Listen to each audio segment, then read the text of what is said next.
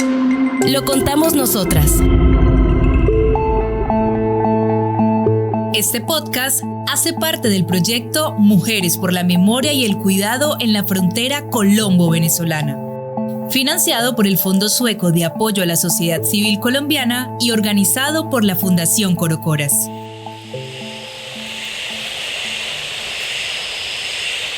En lo profundo de la sabana existe un territorio donde la memoria es un acto de resistencia. Sus calles, monumentos y murales cuentan una historia marcada por el dolor y la resistencia de sus habitantes. Allí, en Puerto Rondón, la memoria es contada, preservada y cuidada por las mujeres. Bienvenidas y bienvenidos a Lo Contamos Nosotras, una serie de podcasts sobre memoria, cuidado y resistencia de las mujeres en la frontera colombo-venezolana. Recorrer los caminos de los llanos orientales es encontrarse con la inmensidad de la sabana, la majestuosidad de sus ríos, la curiosidad de los chigüires y la libertad de las aves que transitan por estas tierras.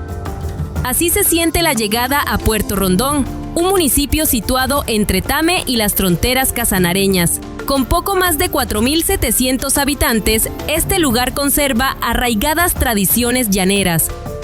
A pesar de haber sido golpeado por la violencia, Puerto Rondón resiste al olvido, preservando su esencia y su cultura.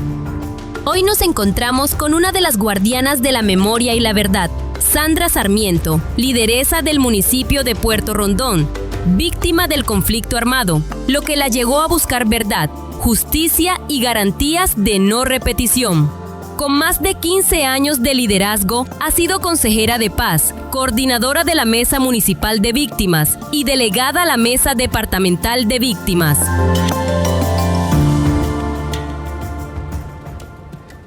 La infancia de Sandra estuvo marcada por una pérdida constante. Si bien soñaba con ser reina, era una niña que debía permanecer en casa, resguardada de la amenaza del conflicto armado. La realidad se tornó aún más dura con la muerte de su padre, Jorge Eliezer Sarmiento Pardo, un líder del municipio de Puerto Rondón que fue asesinado a manos de los paramilitares. El informe Si hay futuro, hay verdad de la Comisión de la Verdad, en su capítulo sobre la frontera nororiental, arroja luz sobre la tragedia vivida por Puerto Rondón en la década de los 90. El año 1999 marcó un punto de inflexión en la memoria de sus habitantes. En ese periodo, el municipio sufrió tomas guerrilleras que dejaron profundas cicatrices. Estos ataques, perpetrados por grupos armados como el ELN, las FARC y otros sin identificar, agravaron la destrucción de la infraestructura del pueblo, incluyendo viviendas, el parque y la iglesia. Y con ello la economía local se desmoronaba. Más allá de lo material, estos actos de violencia sembraron en la comunidad un sentimiento generalizado de miedo e incertidumbre. Además, se dio la incursión del bloque Vencedores de Arauca en el territorio a finales de 1997 con una presencia intermitente. No obstante, la violencia se intensificó notablemente y el grupo se consolidó a partir del año 2002. Esta escalada del conflicto trajo consigo un aumento del dolor y el terror en la región. Pues mi vida, en mi infancia, ha estado marcada por varios eventos. El municipio de Puerto Rondón ha sido un municipio que ha tenido 4 tomas guerrilleras. De esas, 2 fueron en mi infancia, estando muy chiquita. Después de eso, llega la muerte de mi padre, en el año 97, a manos de paramilitares. Una cosa que fue una cosa de locos, porque hasta la misma fuerza pública se echó la culpa de que ellos eran los que habían, en pocas palabras, eran los que habían matado a mi papá, porque decían que los únicos armados que habían en el municipio eran el ejército. Entonces, eso fue algo que marcó porque mi papá era un líder. Y pues uno de niña sigue el ejemplo del padre. Entonces fue una de las cosas que me marcó bastante y que me ayuda hoy en día a ver cómo ese conflicto, todo eso que pasó en nuestra historia, me hace una mujer libre, me hace querer mostrar al mundo la valentía y todo lo que hemos sufrido los llaneros, en especial los rondoneños.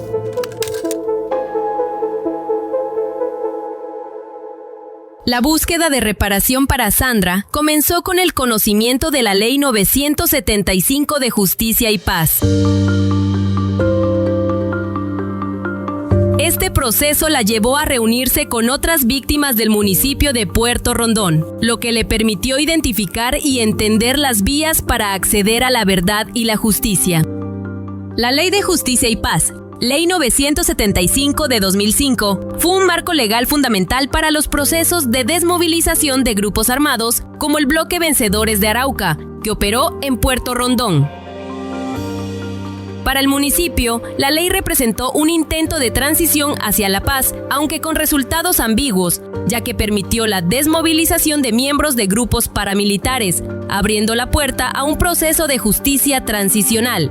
Sin embargo, el acceso a la justicia ha sido muy lento. Para ese entonces estaba en furor la Ley 975, ley de paramilitares, Ley de Justicia y Paz, pero que muy conocida como la Ley de los Paramilitares. Pues en ese momento, queriendo, como quien dice, buscar una justicia, buscar todo, llegué por accidente a una reunión que hizo Ramón Garcés Jr., el hijo del abogado Ramón Garcés. Llegó al municipio enseñándonos la parte de la ley y orientándonos cómo hacer para organizarnos las víctimas del paramilitarismo para poderle exigir al Estado lo que nosotros realmente merecíamos o lo que nosotros necesitábamos como víctimas que nos repararan. Y en ese espacio es donde nace la Asociación Prosperar y pues la gente de mi pueblo como miraban que yo era la que más hablaba, como que yo era la que menos miedo tenía o menos miedo mostraba a enfrentar esta situación, me eligieron a mí como presidenta y todavía pues llevo más de 15 años en este proceso y ahí estamos.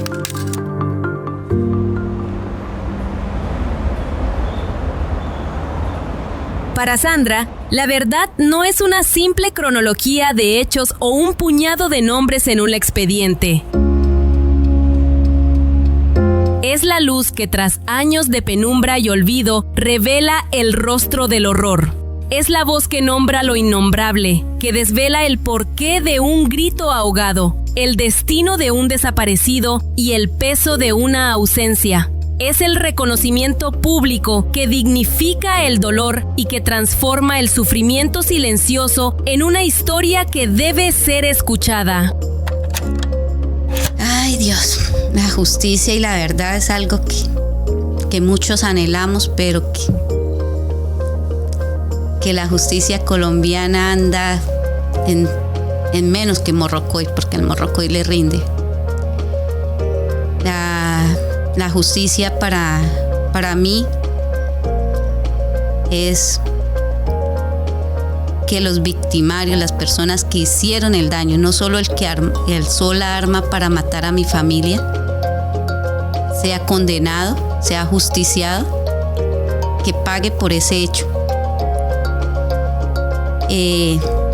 O en su defecto que haya una forma de justicia, no necesariamente la muerte de ese actor. Igualmente sé que personas ajenas al conflicto armado estuvieron detrás de esa muerte, por envidia, por lo que sea. Hubo ese, y a mí me gustaría saber quién fue, por qué lo hizo.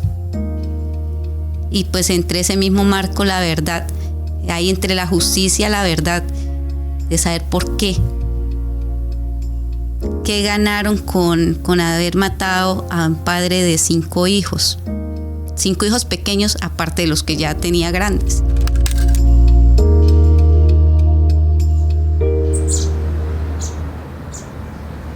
Para Sandra, la verdad es un elemento fundamental para limpiar el nombre de las víctimas, especialmente el de su padre, y devolverle la dignidad que la violencia les arrebató.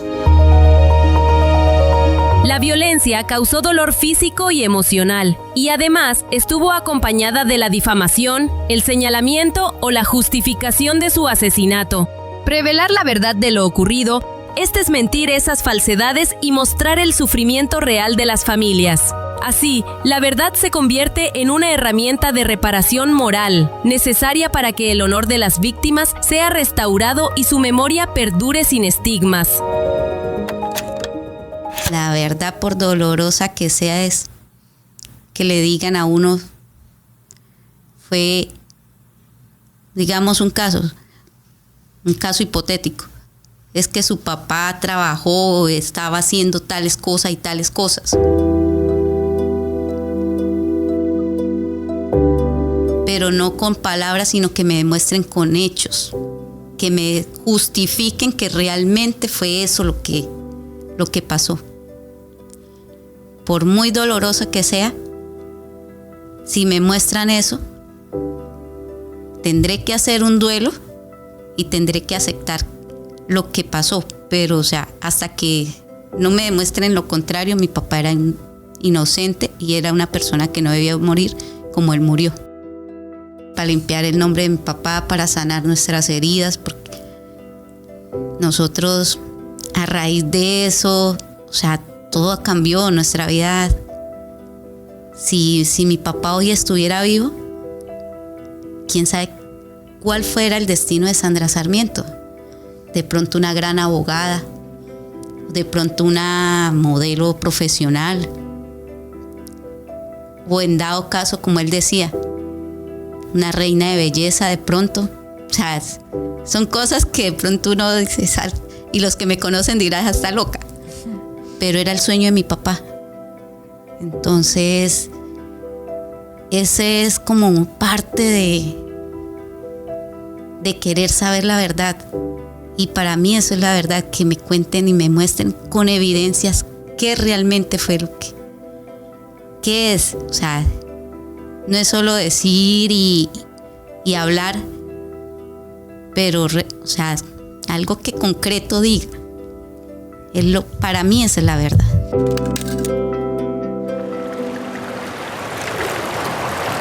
Para Sandra, las iniciativas de memoria se convirtieron en un eje fundamental en Puerto Rondón.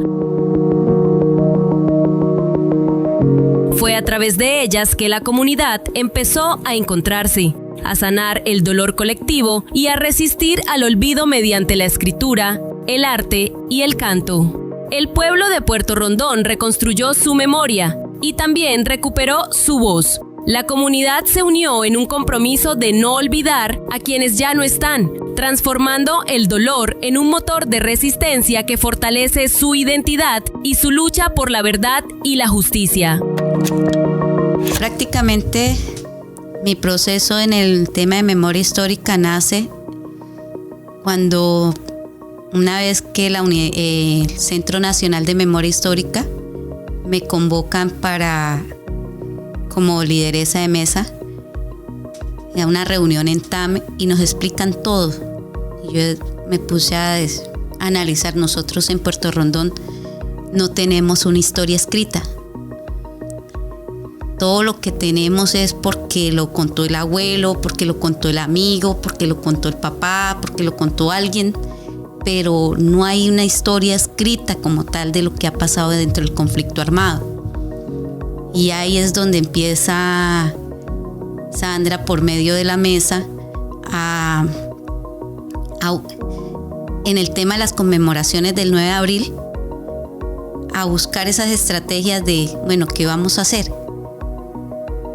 Un día sale la idea loca de, vamos a buscar los nombres de las personas que han sido muertas o desaparecidas en el marco del conflicto armado. Iniciamos con un listado y con ese listado conseguimos unas velitas, a esa vela le pusimos el nombre de la víctima, hicimos una conmemoración bonita. Ya después salió la idea de que no, o sea, esas víctimas hay que hacerles un homenaje porque en parte ellas dieron su vida por nosotros, independientemente que sea por lo que hayan dicho que lo mataron. Todas esas muertes de Rondón han dejado un impacto en el municipio, sea bueno, sea malo, sea como sea, porque era, digamos, era el sastre el que le cosía al pueblo, era el que le vendía la leche, éramos el pueblo en sí, es un pueblo pequeño y todos nos conocemos con todos.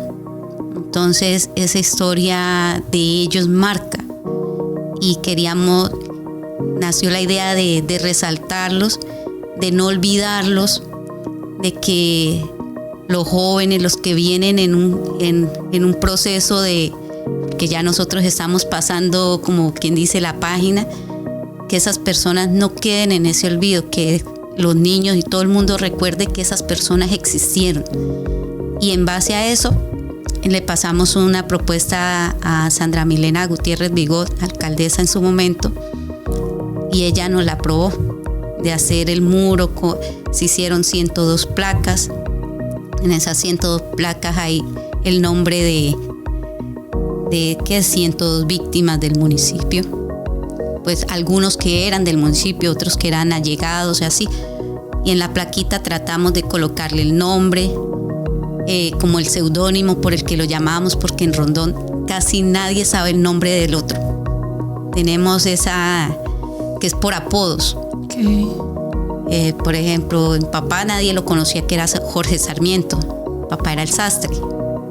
Y así muchos, que Piña, que no sé qué, que todo el mundo tiene un apodo.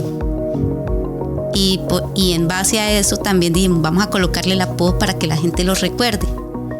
Y ese fue uno de los primeros, como quien dice, momentos de memoria histórica más, como de más valor que hemos estado, que sacamos a la luz pública. Las iniciativas de memoria continúan activas y de la sinergia entre las víctimas de la región y el Centro Nacional de Memoria Histórica surge el documental La zozobra del llano cuando el alcaraván cantaba y los perros ladraban.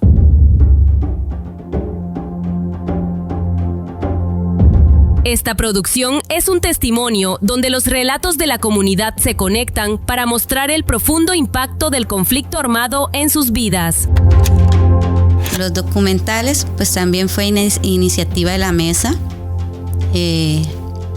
Tenemos un documental que parece casi una película. Tiene una línea de tiempo del antes, el durante y el después del conflicto armado.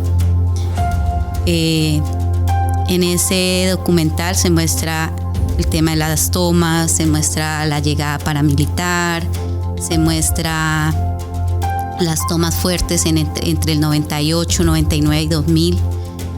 Se muestra el retorno de los paramilitares nuevamente, porque tenemos un caso particular, Yanecita, y es que en Puerto Rondón no se acepta que el paramilitarismo estuvo entre el 97 y 98. Es una historia que el Estado no la quiere reconocer porque eran paramilitares que venían haciendo de las suyas por el lado de Casanare. Entonces, nosotros hemos estado, como quien dice, en ese proceso de mostrar que sí estuvieron, que sí hicieron daño. Y ese documental, en parte, pues, las personas que lo han visto, cuenta la historia, pero también tiene momentos de risa, momentos de... Es un documental muy bonito, que hay niños que lo han visto, está apto para todas las edades, y que hay niños que lo han visto y dicen, ¿todo eso pasó? Eso no es una película, eso pasó realmente aquí. Y a lo que yo escucho a los niños diciendo eso o a la gente haciendo comentarios, yo digo, el video sirvió. O sea, sí estamos alcanzando la meta que queríamos, mostrar nuestra historia, no perder nuestra historia. Luego de ese documental, también se hizo uno escrito, se hizo el video, se hizo el escrito, que con ese nos ayudó el profesor Alexander, ahorita se me escapa el nombre, un profesor de la Universidad Nacional que nos apoyó grandemente. Teníamos 20 millones de pesos y con esos 20 millones hicimos maravillas. También tenemos otro documental que hicimos con el Centro Nacional de Memoria Histórica, que se llama La zozobra del llano, cuando los perros ladraban y el alcaraván cantaba. El solo nombre, los llaneros, saben que es una historia fuerte. En ese documental también tenemos voces de personas antiguas, personas jóvenes, de mujeres, que cuentan la historia. Y también es un video muy bonito, que los invito a verlos. También tenemos una canción, se llama Conflicto y Memoria. Es un resumen de todo lo que hemos venido haciendo, de todos los documentales, y en especial del documental que le entregamos a la JEP en febrero del año 2019, creo que fue,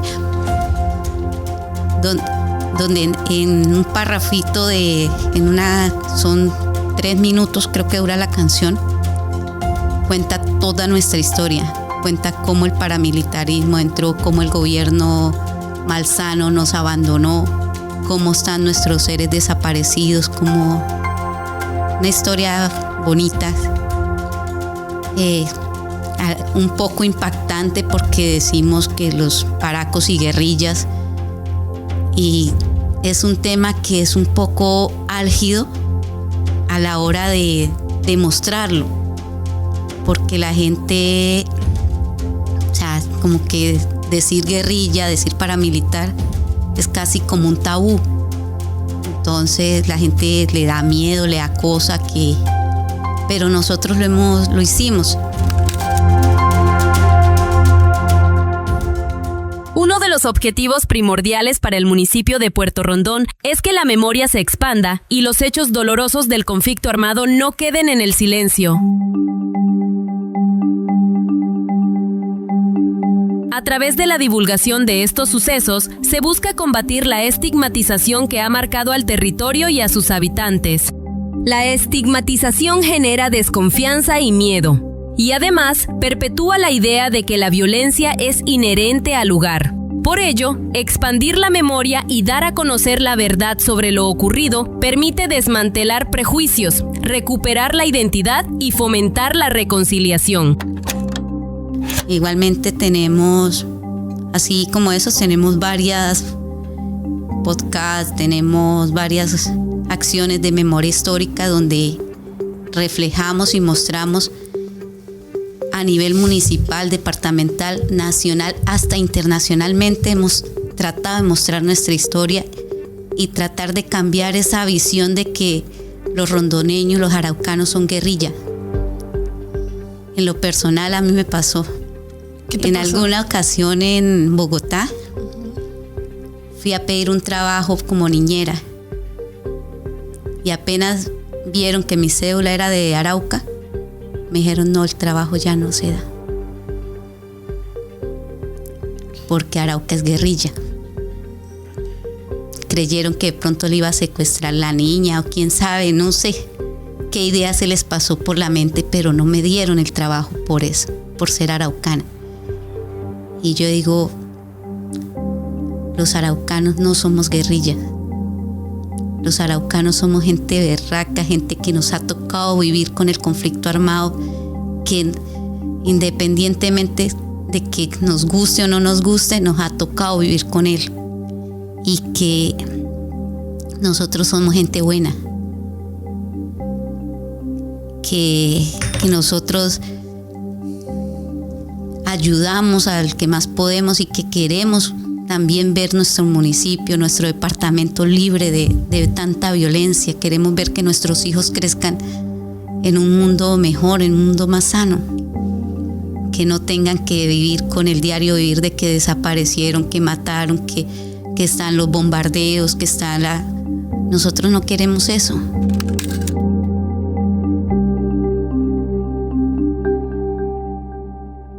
La memoria, para un territorio herido, es el bálsamo que sana las cicatrices del alma colectiva. No se trata de un ejercicio de morbo o de dolor, sino de un acto de valentía que ilumina las sombras del pasado.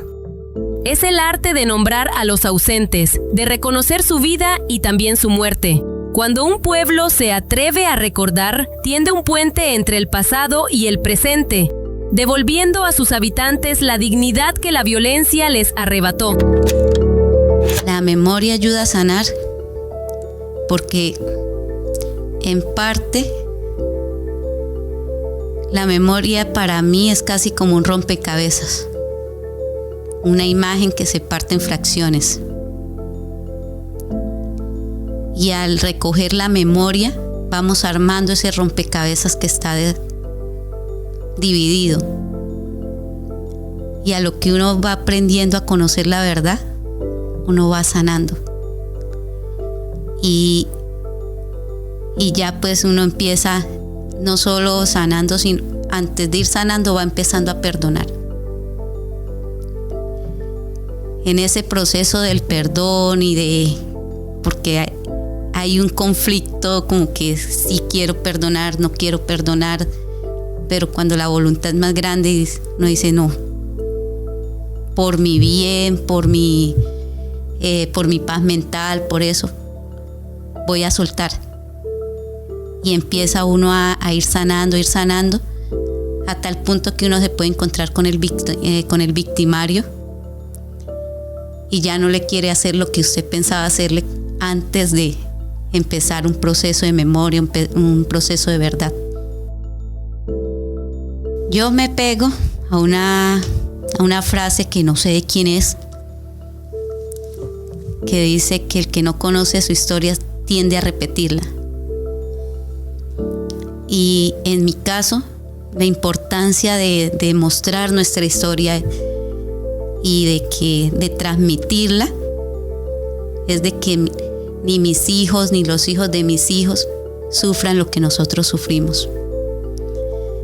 Que ellos puedan vivir en un mundo ideal, libre de guerra, libre de guerrilla, libre de paramilitares, libre de todo. Que ellos puedan andar libremente, que puedan salir a la sabana, que puedan cazar un animal, que puedan hacerlo sin el miedo y la restricción de un horario de movilidad, sin que esto sea casi como una película para ellos, lo que nosotros hemos vivido. Que ellos no tengan que imaginarse viviendo la misma historia.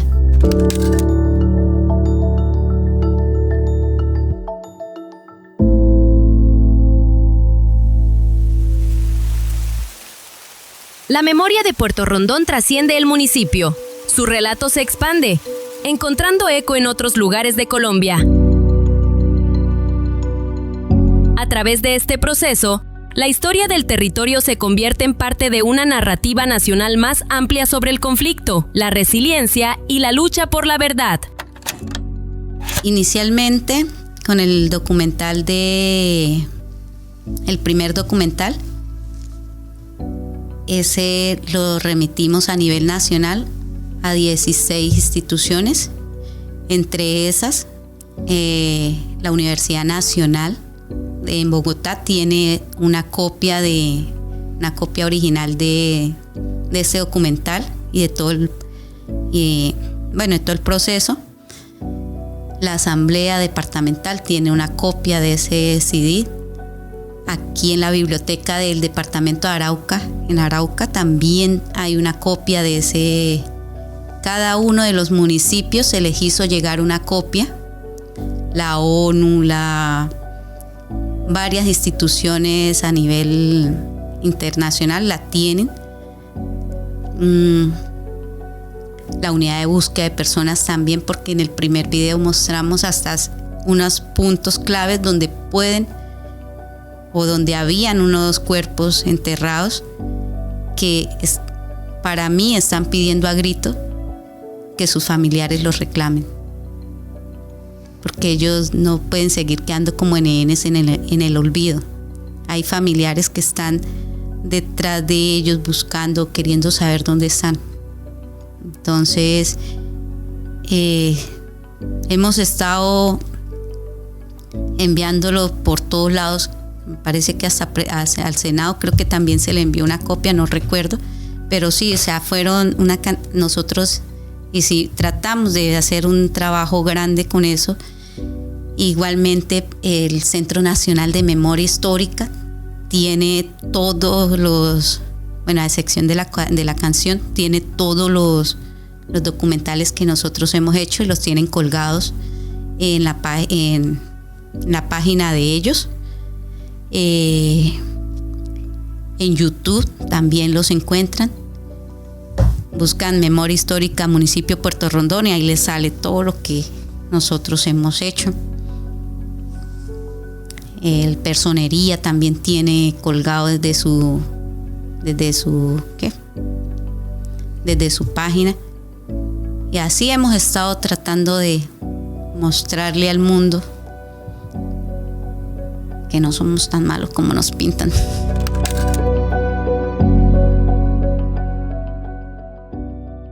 Sandra entrega un mensaje a las mujeres. Insiste en que no deben callar y que es necesario expresar lo vivido en la palabra, en la escritura o en el canto. Para ella, la verdad y la justicia son caminos que deben mantenerse abiertos, y la voz de cada mujer es la que les da fuerza para recorrerlos. A las mujeres decirles, no hay que callar. Debemos seguir insistiendo, tener el valor de poder decir y contar nuestra historia. No hay que tenerle miedo a nada. Los miedos son fantasmas que nos infundimos nosotras mismas a veces.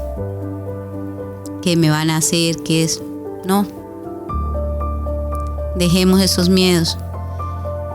Y igualmente hay muchas mujeres que son maltratadas.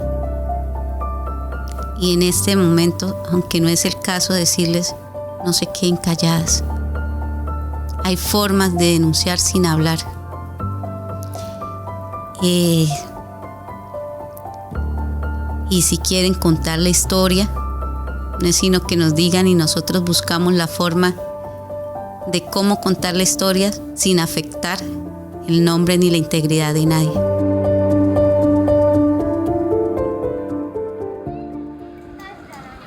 Preservar la memoria es una responsabilidad colectiva, no únicamente de las víctimas.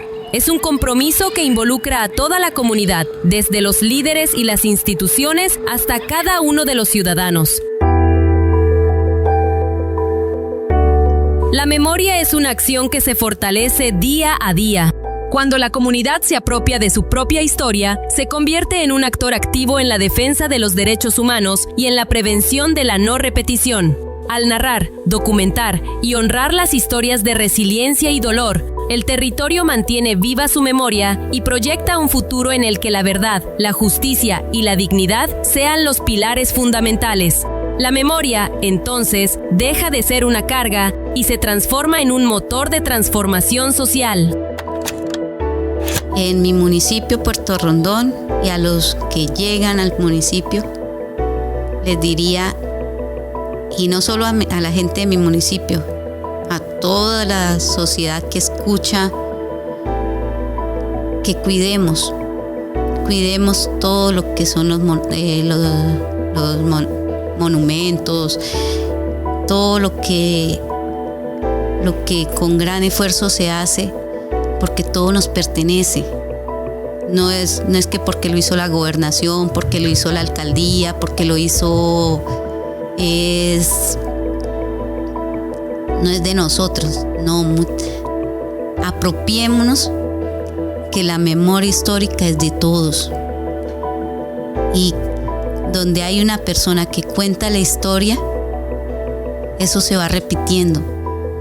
Y donde la cuidamos, podemos contar una historia. Los monumentos, pues tratar de cuidarlos, no esperar a que sea la administración pública la que los cuide. Que si vemos que hay un monumento que no es de acto para encaramarse, pues no nos encaramemos. Que no vayamos a hacerle grafitis, que no vayamos a rayarlos, a pelarlos, porque eso es un valor cultural y que podemos estar dejándolo para otras generaciones y que puede trascender en la historia. Gracias por escuchar este 6º episodio de Lo Contamos Nosotras, una producción del proyecto Mujeres por la Memoria y el Cuidado en la Frontera Colombo-Venezolana, con el apoyo del Fondo Sueco de Apoyo a la Sociedad Civil Colombiana y la Fundación Corocoras. Te invitamos a seguir esta serie y a compartirla con quienes, como tú, creen que sanar también es contar.